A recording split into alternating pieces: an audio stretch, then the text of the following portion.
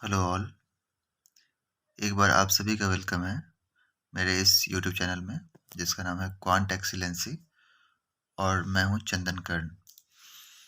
पिछले क्लास में हम लोग चैप्टर 10 एप्लीकेशन ऑफ ट्रिगो का क्वेश्चन नंबर 7 तक कर चुके थे और आज हम लोग क्वेश्चन 8 से देखेंगे।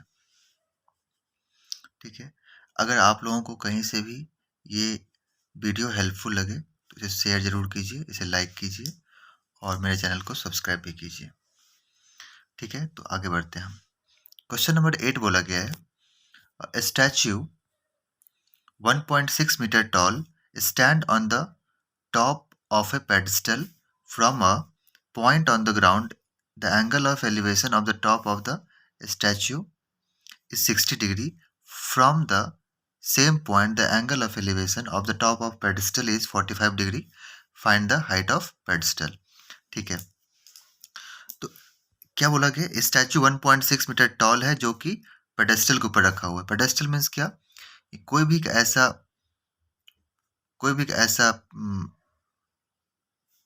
एक वर्टिकल स्टैंड जिसके ऊपर कोई स्टैचू को रखा गया है। तो ये हम मान लेते हैं पेडिस्टल। ठीक है, इसके ऊपर एक स्टैचू 1.6 मीटर का रखा हुआ है। तो हम ये एज्यूम कर लेते हैं कि ऊपर ये स्टैचू है, इसका हाइट कितना है? 1.6 मीटर हाइट है। ये 1.6 मीटर है और आपको हाइट ऑफ पेडिस्टल फाइंड करना है। हाइट ऑफ पेडिस्टल फाइंड करना है तो इसको हम h मीटर लेट कर लेते हैं। ठीक है, ये पेडेस्टल का हाइट हो गया h मीटर और इसके ऊपर जो स्टैचू रखा हुआ है वो 1.6 मीटर का है। ओके, अब क्या बोला गया है? From a point on the ground the angle of elevation. तो from a point on the ground तो हम क्या करते हैं, इस एक ग्राउंड क्रिएट करते हैं इस पेडेस्टल के बेस से। ये पेडेस्टल है, इसके बेस से हमने एक ग्राउंड क्रिएट कर लिया। अब इस पॉइंट से क्या बोला गया है कि the angle of elevation of the top of the statue is 60 degree. So angle of elevation with top of statute, तो स्टैचू का टॉप ये होगा। तो इस पॉइंट से लेके अब क्या करोगे, इस पॉइंट को ज्वाइन करोगे और ये एंगल ऑफ एलिवेशन कितना है? 60 डिग्री है, तो इसको हम 60 डिग्री लिख देंगे। इसके बाद क्या बोला गया है? फ्रॉम द सेम पॉइंट, इसी पॉइंट से the angle of elevation of the top of pedestal. Pedestal ये होगा, ये वाला पोर्शन। देखो स्टैचू है आपका ए बी, ठीक है, पेडेस्टल है आपका बी सी और ये रहा पॉइंट, सेम पॉइंट की बात हो रहा है तो ये पॉइंट है डी। तो इस पॉइंट से टॉप का 60 और इस पॉइंट से पेडेस्टल के टॉप का जो एलिवेशन है वो है 45 डिग्री। तो इसको आप 45 ऐसे करके लिख दो। ठीक है, अब क्या बोला गया है? From the same point 45 degree. Okay, find the height of pedestal. आपको इसका हाइट फाइंड करना है। अब देखो एक चीज कि इसका हाइट हम तब फाइंड कर पाएंगे और ये हाइट किस में है, किस ट्रायंगल के अंदर लाई करता है? बीसी का हाइट। बीसी का हाइट किस राइट एंगल ट्रायंगल के अंदर लाई करेगा? तो ये लाई करेगा बीसीडी के अंदर लाई करेगा। तो इस बीसीडी के अंदर जब तक हमारे पास बीडी ना हो या फिर सीडी ना हो तो हम बीसी कैसे फाइंड कर पाएंगे? नहीं फाइंड कर पाएंगे। तो बीसी फाइंड करने के लिए हमें क्या चाहिए? बीसी फाइंड करने के लिए हमें ये साइड चाहिए, हमें सीडी चाहिए। तो सीडी हम कैसे फाइंड कर सकते हैं? हम इस ट्रायंगल को यूज कर सकते हैं। पहले किस ट्रायंगल को? बीसीडी को यूज कर सकते हैं और हम ये सीडी को फाइंड कर सकते हैं। अब जरा आप लोग ये बताओ मुझे कि ये साइड क्या होगा इस एंगल के लिए? इस एंगल के लिए साइड ये हो जाएगा परपेंडिकुलर। ठीक है, जिस एंगल के सामने की साइड के बारे में हम बात करते हैं वो क्या होगा? Perpendicular. Side opposite to given angle is perpendicular. So this is perpendicular and this is base. तो परपेंडिकुलर अपॉन बेस किस फॉर्मूले में आता है? P upon B. तो पी अपॉन बी आता है 10 में। ठीक है, तो हम क्या यूज करेंगे? 10 45 यूज करेंगे। तो यहाँ लिखेंगे हम पहले let height of pedestal, height of pedestal equal to h metre और हाइट ऑफ स्टैचू है उसको लिख लो, height of statue equal to 1.6 metre. अब क्या लिखेंगे हम? किस ट्रायंगल की बात कर रहे हैं हम पहले? तो बी सी डी में। तो यहाँ लिखेंगे from triangle B C D. मैंने क्या बोला आपको? किसका यूज करना है? टेन का यूज करना है। तो 10 का यूज करके हम 10 45 लिखेंगे पहले। 10 45 इक्वल टू क्या होता है? P upon B. तो 10 45 P upon B. So 10 45 equal to, अच्छा पी क्या है? पी है बी सी और बेस क्या होगा? C D. यहाँ पे आप लिख लो B C by C D, और बी सी एच है और सी डी इसका सी डी रखते हैं। बी सी को एच कर लेते हैं और सी डी को सी डी ही रहने देते हैं। 1045 पता है आपको 1 होता है, तो 1 बाई 1 कर लेंगे। H equal to C D, means C D को मल्टीप्लाई करेंगे 1, क्रॉस मल्टीप्लिकेशन करेंगे यहाँ पे, तो C D multiply 1 equal to C D, और H into 1 equal to H. तो सी डी हमारा आ गया एच मीटर। इसका मतलब ये हो गया कि जो ये साइड है वही साइड ये भी है। आपको देखने में लग रहा होगा कि सर ये तो छोटा साइड है और ये बड़ा साइड है, ये कैसे हो सकता है? तो हो सकता है, फिगर मैंने बनाया है रफली, आप इसको ऐसे एज्यूम करो। ओके, तो सी डी आ गया एच मीटर। अब हम यूज़ करेंगे इस ट्रायंगल को, अब यूज़ करेंगे ए सी डी ट्रायंगल को। ठीक है, ए सी डी ट्रायंगल, तो यहाँ लिखेंगे from triangle A C D, क्योंकि ए सी डी ट्रायंगल में, from triangle A C D, क्योंकि ए सी डी ट्रायंगल में ये पेडेस्टल का हाइट इंक्लूड है। ठीक है, तो इसमें क्या होगा, देखो अब आप ये फाइंड कर चुके हो, ये एच है। वैसे ये फाइंड नहीं हुआ है, लेकिन इतना हम समझ गए हैं कि जितना हाइट इसका होगा बी सी का, उतना ही हाइट सी डी का होगा। ठीक है, तो अब हम यूज़ करेंगे ए सी डी ट्रायंगल, उसमें हमारा हाइट क्या इंक्लूड है, ये एच इंक्लूड है, यानी कि पेडेस्टल का हाइट तो हमें फाइंड हो जाएगा। तो 60 डिग्री हम लेंगे, किसके लिए, ए सी डी ट्रायंगल के लिए। तो ए सी डी में हम 60 डिग्री लेंगे। अब आप समझ सकते हो कि सी डी के सामने का क्या है, इस 60 के सामने क्या है, इस 60 के सामने जो ये पूरा जो साइड है वो ए से लेकर सी तक है। Angle opposite to 60 degree is A C, तो ये 60 के लिए परपेंडिकुलर ए सी होगा और बेस क्या होगा, डी सी होगा।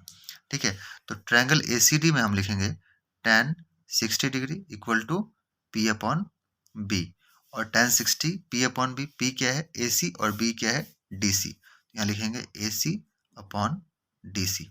tan 60 होता है √3, ए सी कितना है, ए सी को हम 2 पार्ट में डिवाइड कर सकते हैं, A B plus B C, A B plus B C, तो यहाँ लिख लो आप A B plus B C, और सी डी को लिख लेंगे हम एच।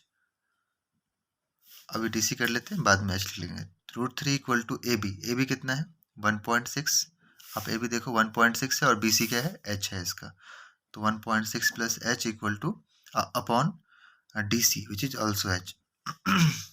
मल्टीप्लाई कर लेंगे इसको इससे, तो ये हो जाएगा √3h equal to 1.6 plus H.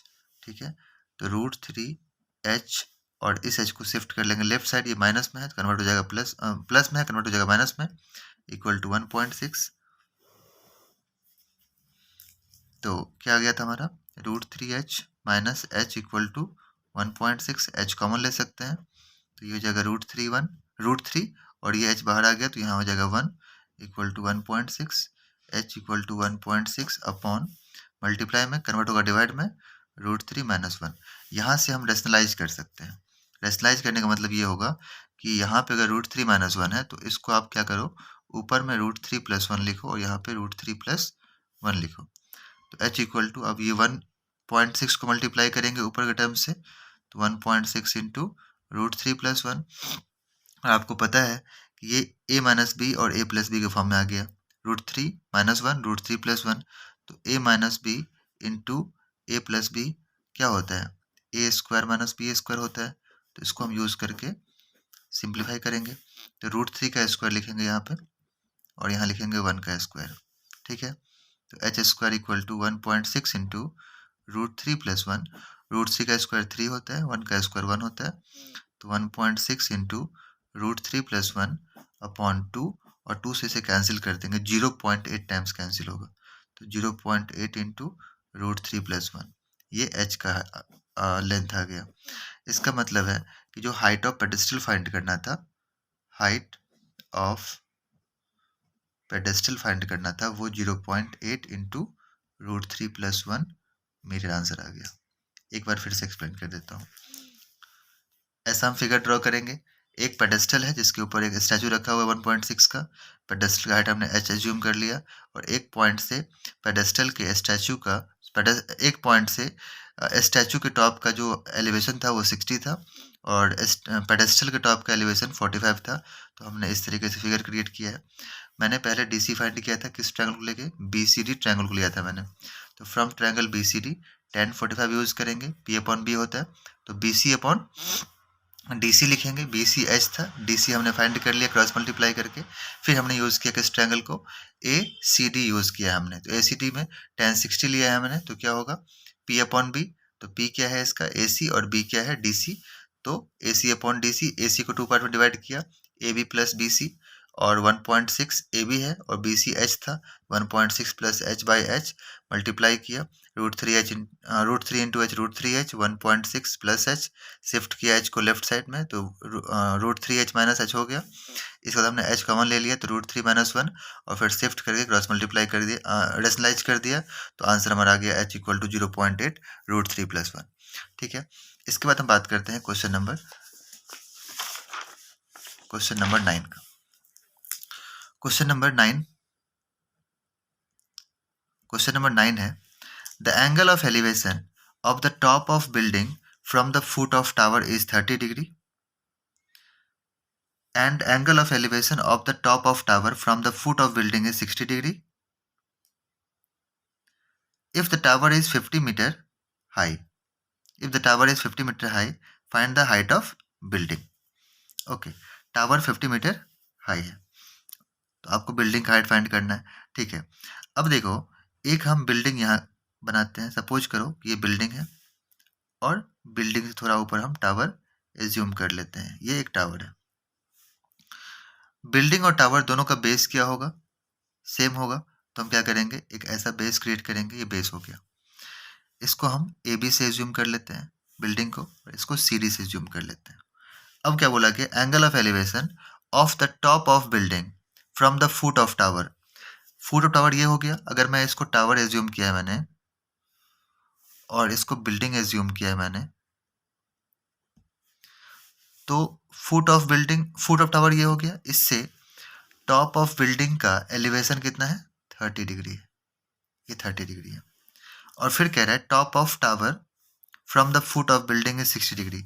Building के फुट से, यानी कि ये फुट हो गया बिल्डिंग का, इससे टावर के टॉप का, टावर का टॉप ये हो गया, इसका जो एलिवेशन है वो एलिवेशन है 60 डिग्री का। तो ये एलिवेशन आप 60 यहाँ पे लिख लो। ठीक है, ये है 30 डिग्री। ये 30 डिग्री है एलिवेशन टॉप ऑफ बिल्डिंग का, और टॉप ऑफ टावर का एलिवेशन 60 डिग्री है। इसके बाद दे रखा है कि टावर का जो हाइट है वो 50 मीटर है। तो ये हाइट 50 मीटर दे रखा है। ओके, आपको बिल्डिंग का हाइट फाइंड करना है, तो बिल्डिंग का हाइट हम H मीटर ले लेते हैं। ओके, ठीक है। अब ये 50 डिग्री दे रखे, आपको इसका हाइट फाइंड करना है। अब एक चीज देखो कि H मीटर किस में इंक्लूड है, ABD ट्रायंगल में इंक्लूड है। तो ABD ट्रायंगल में H मीटर इंक्लूड है। अगर हम ये BD फाइंड कर लें तो H आ जाएगा। ठीक है, अगर BD हम फाइंड कर लें तो H हम फाइंड कर सकते हैं ABD ट्रायंगल में। लेकिन BD फाइंड कर कैसे पाएंगे, तो BD फाइंड कर पाएंगे हम BCD ट्रायंगल को लेके, BCD ट्रायंगल को लेके।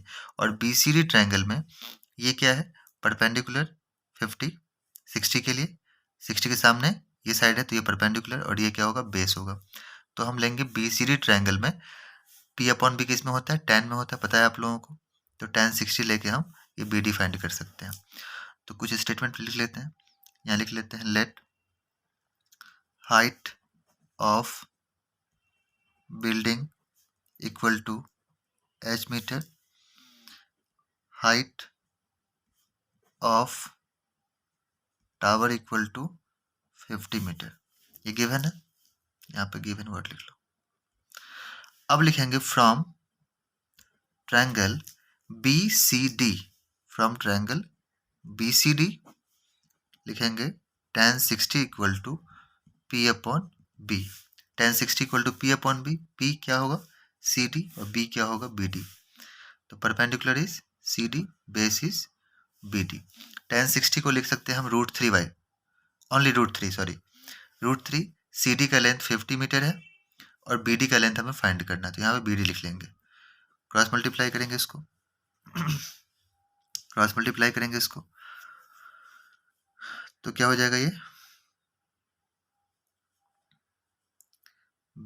√3BD equal to 50, BD equal to 50 upon √3। BD आ गया हमारा 50/√3। अब हम कौन सा ट्रायंगल लेंगे, ये H फाइंड करना है। H किस में इंक्लूड है, ट्रायंगल ABD में इंक्लूड है।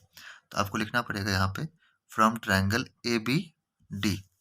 ABD ट्रायंगल में इस 30 के सामने ये एंगल ऑफ एलिवेशन 30 है, इसके सामने ये परपेंडिकुलर है और ये क्या होगा, बेस होगा। ओके, तो P/B होता है tan थीटा में, तो tan 30 लेंगे यहाँ। tan 30 equal to perpendicular upon base, tan 30 होता है 1/√3, perpendicular is AB and base is BD। यहाँ BD लिख लो, ठीक है। अब मल्टीप्लाई कर लेंगे, क्रॉस मल्टीप्लाई कर लो, तो ये हो जाएगा, पहले वैल्यू पुट कर लेते हैं 1/√3। AB क्या है आपका, AB है H, तो यहाँ पे H कर लेते हैं और यहाँ पे BD कर लेते हैं, क्रॉस मल्टीप्लाई कर लेंगे, इसको इससे, इसको इससे, ठीक है। तो ये हो जाएगा √3H equal to BD। √3H equal to BD, √3H equal to BD का वैल्यू पता है हमें 50/√3, हमने पहले फाइंड कर लिया है, तो 50/√3 लिख लो आप यहाँ पे, और यहाँ लिख लो using BD equal to 50/√3, 50/√3।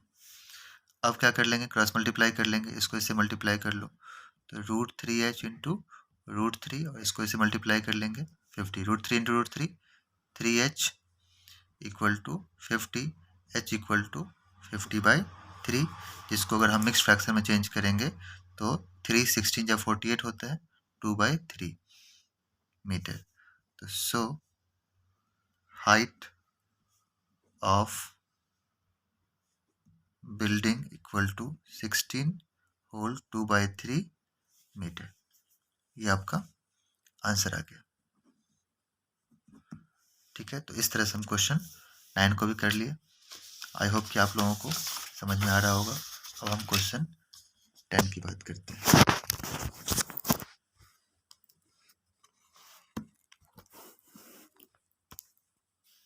Question 10 की बात करते हैं।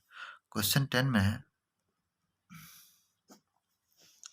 To poles of equal height are standing opposite each other on the either side of the road, which is 80 meter wide. From a point between them on the road, the angle of elevation of the top of poles are 60 degree and 30 degree respectively. Find the height of poles and distance of the point from the poles. ठीक बात है। तो two poles of equal height are standing opposite to each other. तो क्या करना है आपको इसमें,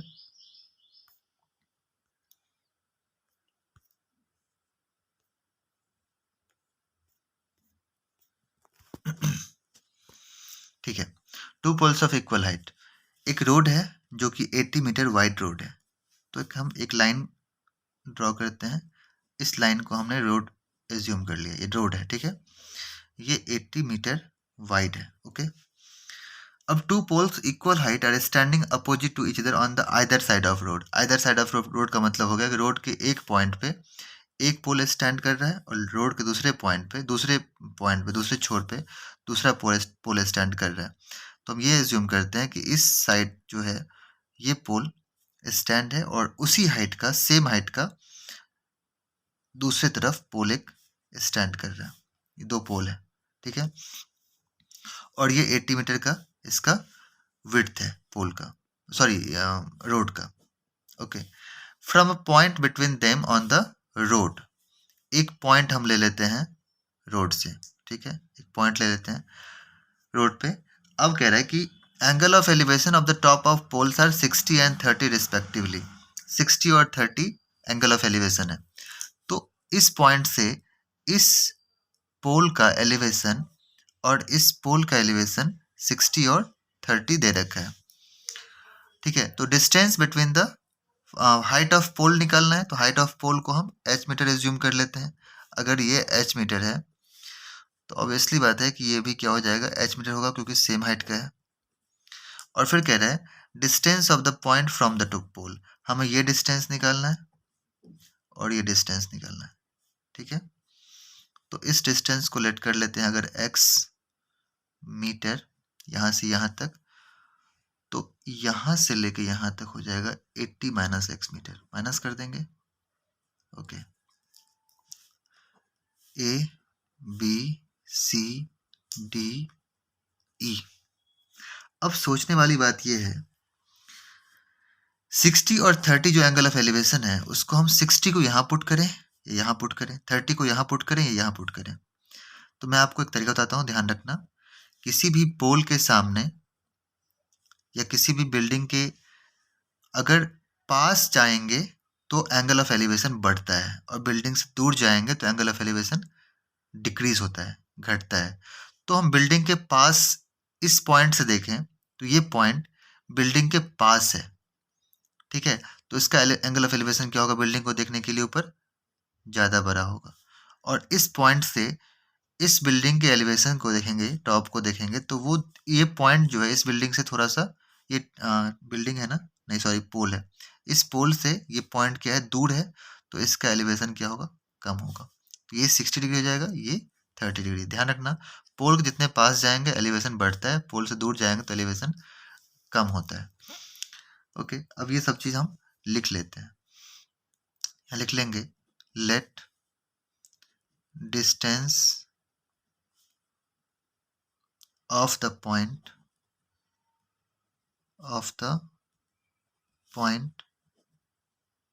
from the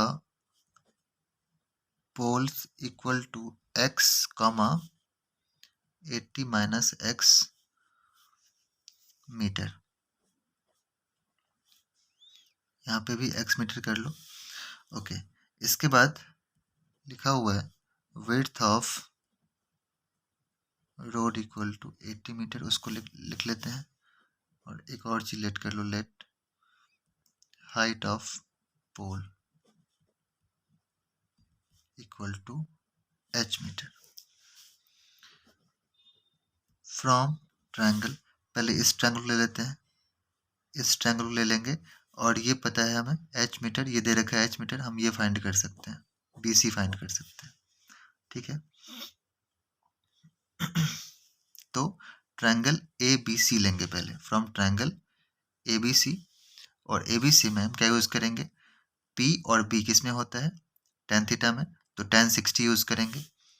ABC के लिए tan 60 लेंगे, P अपॉन B होता है, tan 60 क्या होगा, √3, perpendicular is AB, base is BC, तो AB अपॉन BC कर लेते हैं। √3 इक्वल टू AB का हाइट क्या है, h, और BC का हाइट हमें नहीं पता है, नहीं BC का हाइट हमने x लेट किया है, तो यहाँ पे लिखेंगे h by x upon 1, multiply करेंगे h इंटू 1 क्या हो जाएगा h, और √3 इंटू x हो जाएगा √3x, तो h हो गया हमारा √3x, ठीक है। अब हम लिखेंगे इस ट्रायंगल में CDE में tan 30 यूज करेंगे, P अपॉन B, P होगा DE और बेस होगा CD। तो अब लिखेंगे tan 30, तो उससे पहले लिखो from triangle CDE, from triangle CDE tan 30 degree equal to P upon B, tan 30 होता है 1/√3, परपेंडिकुलर इसका DE है और बेस क्या है इसका, CD है, तो 1/√3 इज इक्वल टू, अब क्रॉस मल्टीप्लाई कर लेते हैं, इसको इससे मल्टीप्लाई करेंगे, सॉरी पहले वैल्यू पुट कर लेते हैं, 1/√3 इक्वल टू DE क्या है, DE है आपका h, और ये है 80 माइनस एक्स, यहाँ लिख लेते हैं h अपॉन 80 माइनस एक्स।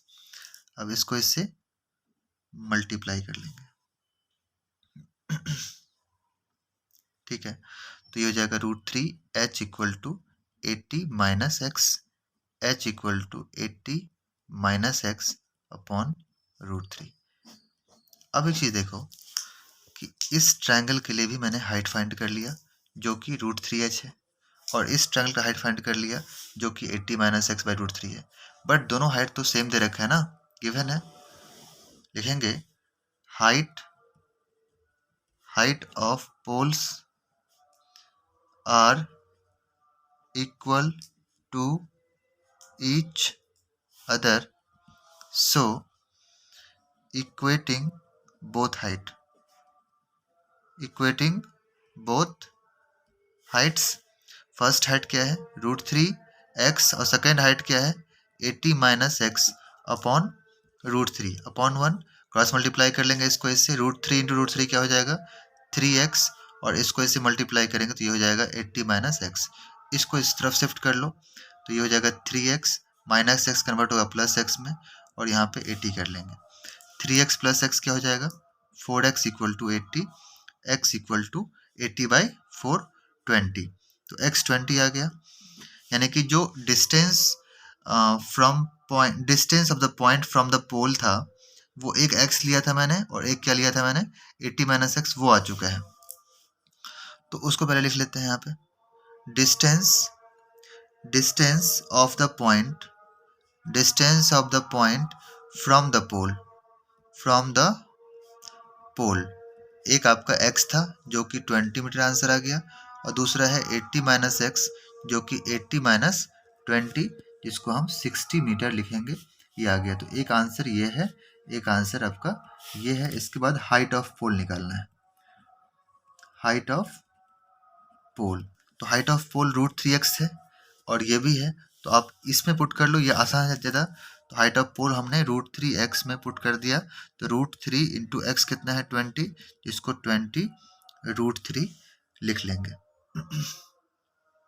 ठीक है, तो हाइट ऑफ पोल 20 √3 है, और वो डिस्टेंस 20 है और 60 है, यानी कि ये जो छोटा वाला डिस्टेंस है ये 20 होगा और ये 60 होगा। ठीक है, तो आई थिंक ये क्वेश्चन नंबर 10 भी आप लोग समझ गए होंगे। आई होप कि मैं आप लोगों के साथ जस्टिस कर पा रहा हूँ सॉल्व करने में, समझाने में। अब देखो क्वेश्चन नंबर 11 है। अगर आप लोगों को समझ में आ रहा है तो वीडियो को लाइक करें और चैनल को शेयर जरूर करें, क्योंकि चैनल नया है। जितना शेयर होगा, जितना इसके फॉलोअर्स बढ़ेंगे, मुझे आगे के वीडियोस को अपलोड करने में खुशी होगी, मुझे कॉन्फिडेंस आएगा। क्वेश्चन नंबर 11 है, a TV tower stands vertically on a bank of canal from a point on the other bank directly opposite to the tower. The angle of elevation of the top of tower is 60 degree. From the another point 20 meter away from this point, the line joining this point to the foot of the tower, the angle of elevation top of the tower is 30 degree. Find the height of tower and width of canal. Okay, ठीक है। अब क्या बोला गया, canal है, a TV tower stand vertically on the bank of canal. अब एक हम यहाँ पे कैनाल को रिप्रेजेंट करते हैं, ये कैनाल का है, जैसे मैंने पिछले क्वेश्चन में रोड को ऐसे रिप्रेजेंट किया था। अब हम कैनाल को रिप्रेजेंट करते हैं, ये कैनाल है जो कि वर्टिकली स्टैंड है, जो कि वर्टिकली स्टैंड है। तो यहाँ पे हम एज्यूम कर लेते हैं कि ये एक टीवी टावर है।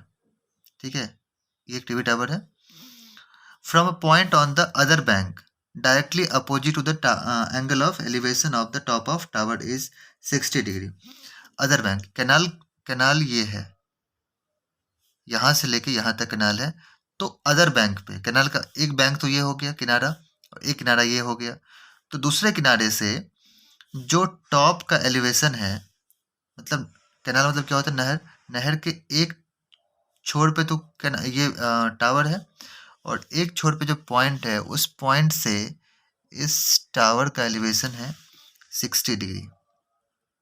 ठीक है, ये 60 डिग्री है। अब बोला गया from the another point 20 metre away from this point, इस पॉइंट से 20 मीटर और अवे। तो हम एज्यूम कर लेते हैं कि 20 मीटर अवे ये पॉइंट है, ये 20 मीटर अवे पॉइंट है। इस पॉइंट से जो टावर के टॉप का एलिवेशन है वो 30 डिग्री दे रखा है। मीन्स कि ये एलिवेशन कितना है 30 डिग्री दे रखा है। This elevation is 30 degree. Find the height of tower and width of canal. Height of tower ये है, जिसको h, हाइट ऑफ टावर को हम यहाँ पे h मीटर लेट कर लेते हैं, और विड्थ ऑफ कैनाल आपको ये फाइंड करना है। कैनाल ये है, इसका विड्थ ये फाइंड करना है, ये लाइन। तो इसको हम लेट कर लेते हैं, ये x मीटर है। ठीक है, अब ये बताओ कि अगर ये x मीटर है और ये 20 मीटर है, तो ये पूरा लेंथ कितना हो जाएगा। आसान है, x प्लस 20 कहेंगे आप लोग, x प्लस 20 मीटर। इसको a लेट कर लेते हैं, इसको b कर लेते हैं, इसको c कर लेते हैं, इसको d कर लेते हैं। कुछ स्टेटमेंट लिख लो। let height of tower equal to h meter, width of canal equal to x metre. Okay, अब लिखेंगे फ्रॉम ट्रायंगल. अब इस ट्रायंगल में वर्क करेंगे, ट्रायंगल ए बी सी में. अब देखो इसमें हम दो ट्रायंगल लेना है. एक ट्रायंगल हम लेंगे ए बी सी, क्योंकि right angle triangle A B C है. दूसरा ट्रायंगल ये मत ले लेना, ए सी डी मत लेना आप लोग, क्योंकि ये राइट एंगल ट्रायंगल नहीं है. तो कौन सा ट्रायंगल लेंगे? ए बी डी ट्रायंगल लेंगे. अच्छा, अब यहाँ पे एक सोचने वाली बात है. एक हम कॉन्सेप्ट आपसे डिस्कस कर रहे हैं हम लोग. कॉन्सेप्ट ये है कि ए बी सी ट्रायंगल पहले लेंगे या ए बी डी ट्रायंगल पहले लेंगे. तो ए बी सी ट्रायंगल पहले लो. जो ट्रायंगल में जिस ट्रायंगल में एंगल ऑफ एलिवेशन बड़ा है उस ट्रायंगल को हम पहले लेंगे. ठीक है, तो ए बी सी ट्रायंगल को पहले लेंगे ताकि हम ये हाइट इसको एक्स को फाइंड कर पाए. ठीक है, उसके बाद हम ट्रायंगल लेंगे ए बी डी. तो लिखेंगे यहाँ पे from triangle A B C tan 60 लेना पड़ेगा. tan 60 क्या होता है? Perpendicular upon base. 60 के लिए परपेंडिकुलर क्या है? ए बी, और बेस क्या है? B C. तो यहाँ लिखेंगे A B upon B C. tan 60 होता है √3. ए बी क्या है? h, और बी सी क्या है? x. यहाँ लिख लेंगे h by x. Cross multiply करो, h into 1 h, √3 into x √3x. h आ गया √3x. ठीक है, अब कौन सा ट्रायंगल लेंगे? ए बी डी ट्रायंगल लेंगे. ए बी डी ट्रायंगल आपको पता होना चाहिए. आपको ये फाइंड करना है और आपको ये x फाइंड करना है. ठीक है, तो ए बी डी ट्रायंगल लेंगे. तो यहाँ लिखेंगे from triangle A B D tan. अच्छा, इसमें लेना है हमें tan 30. tan 30 equal to P upon B. और इस 30 के लिए p क्या होगा? ए बी, क्योंकि इस 30 के सामने परपेंडिकुलर ए बी है तो यहाँ पे ए बी लिखेंगे. लेकिन इस 30 के लिए बेस क्या होगा? बेस होगा ये पूरा साइड, यहाँ से लेके यहाँ तक पूरा कंप्लीट. ए बी डी के लिए कंप्लीट लेंथ जो बी डी है ये पूरा बेस होगा, तो यहाँ पे बी डी लिखेंगे. tan 30 होता है 1/√3. ए बी का लेंथ h है तो यहाँ पे h लिखेंगे. और बी डी का लेंथ है ये 20 प्लस एक्स. दोनों को प्लस करेंगे, 20 प्लस एक्स. तो यहाँ पे 20 प्लस एक्स या x प्लस 20 लिख दो आप. ठीक है, इसको इससे मल्टीप्लाई कर लेंगे तो ये हो जाएगा √3h equal to 20 plus x. ठीक है, ये h का वैल्यू पता है हमें √3x यहाँ से. ठीक है, तो ये हम पुट कर सकते हैं. यहाँ लिख लेंगे put h equal to √3x. ये पुट कर लेंगे तो √3 और h, तो h के प्लेस पे हम √3x कर सकते हैं. वो हो जाएगा हमारा 20 प्लस एक्स. तो √3 multiply √3, 3x equal to 20 plus x. तो क्या है हमारा आंसर अभी तक? 3x equal to 20 plus x. X को इधर शिफ्ट कर लेंगे तो 3x minus x equal to 20. 2x equal to 20.